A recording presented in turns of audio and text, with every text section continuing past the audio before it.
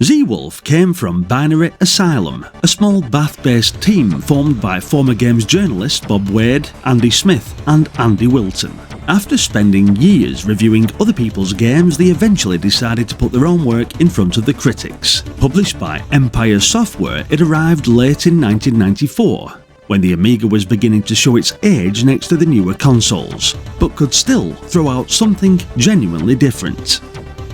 By then, I'd moved on from my trusty Commodore 64 and the Amiga had become my main machine. I was reading Amiga Format every month, and that was when I first encountered Zeewolf through the cover disc demo. I couldn't afford the full game, and none of my mates had a dodgy copy I could run through Xcopy either, so I played that demo to death. By the end, I knew every target, every building, and most of the surrounding sea. I thought I had Zeewolf fairly well sussed. Looking back, I had become very good at one small section of a game containing 32 missions, and had missed nearly everything that gave the full version its staying power, so revisiting it all these years later was long overdue. The opening logo wears its Airwolf influence proudly, and from there you're thrown into a heavily armed helicopter with plenty of opportunities to blow things to smithereens.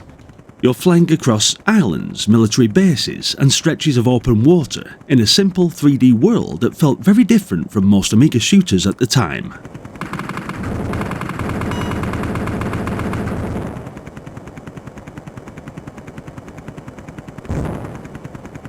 Zeewolf often gets described as a cross between Virus and Desert Strike, and that gives you a reasonable idea of what to expect.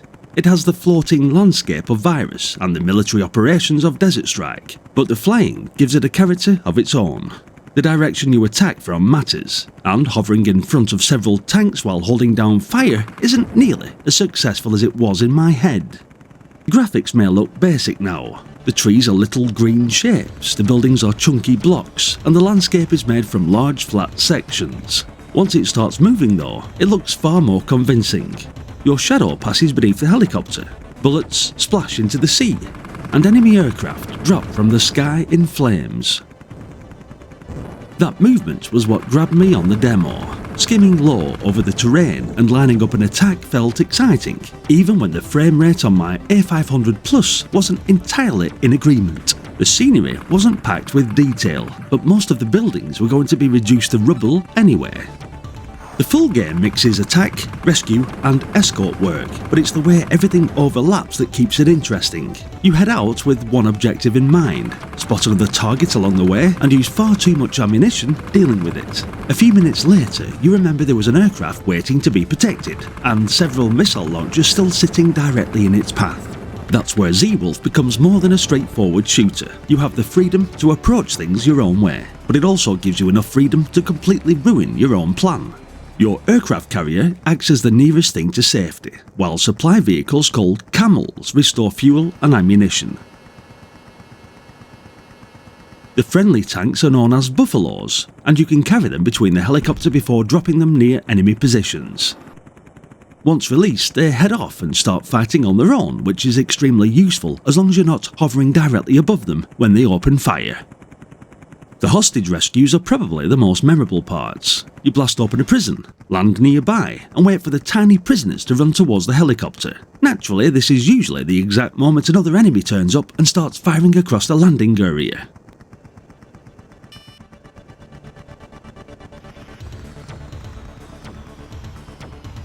Thank you. One stray shot can kill the final hostage and wreck the whole objective. What followed was normally language the Amiga manual never covered. Rescuing them also repairs some of your armour, so losing one could hurt in more ways than one. The controls do take some patience. I mean, the joystick is the easiest way in, while the mouse gives you more accurate movement once you get used to it. My early mouse attempts usually involved turning the wrong way, losing sight of the target and meeting the ground before the enemy had even managed to fire. Once it clicks though, Zeewolf becomes much more enjoyable. At first you're fighting the helicopter almost as much as the enemy. Later you're making quick attacks, pulling away and coming back from a better angle without having to think about every movement. There are a few keyboard commands to remember as well, but I'm not going to turn this into a reading of the instructions. I've put the original Zeewolf manual on the website for anyone who needs it. Just search for the game title.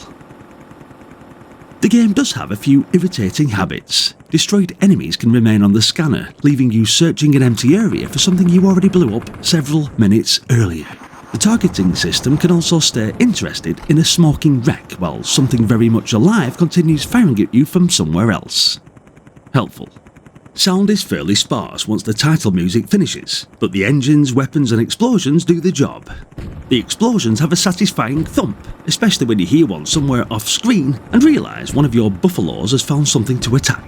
It may also mean the buffalo had just been destroyed, but there's no need to worry about that until you get there. The short tune that plays after you fail is another memorable touch. It doesn't make a grand event of your defeat, it sounds more like the Amiga briefly confirming that you've made a complete mess of things before sending you back for another attempt. The biggest problem was always the speed. On a standard A500 or 600, the game could slow down badly when several vehicles and aircraft appeared at once. That's difficult to ignore in something built around accurate flying and quick reactions. The Amiga 1200 handles it far better, and the faster systems show how smooth the game was capable of being. Anyone playing through emulation now should give it a little extra power. I spent enough time watching my A500 Plus struggle in 1994. Even with the slowdown, Zeewolf becomes very absorbing once you settle into it.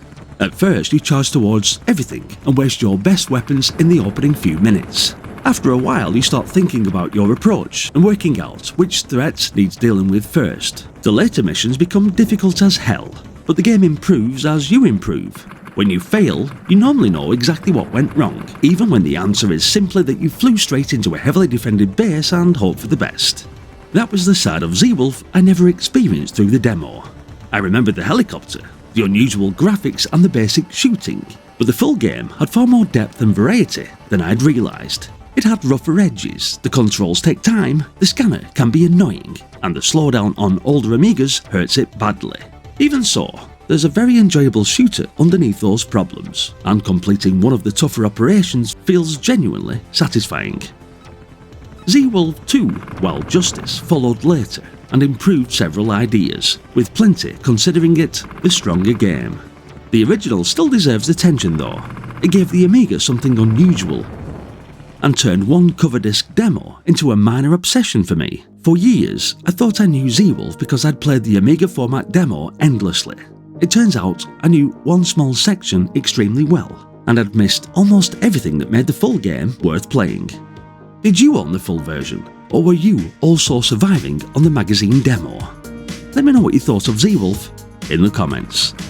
Thanks for watching guys, hit the like button if you enjoyed the video, subscribe for more Commodore and Amiga content, and check out the playlist for plenty more retro gaming memories. Hopefully. I'll see you all in the next one. Until then, bye for now.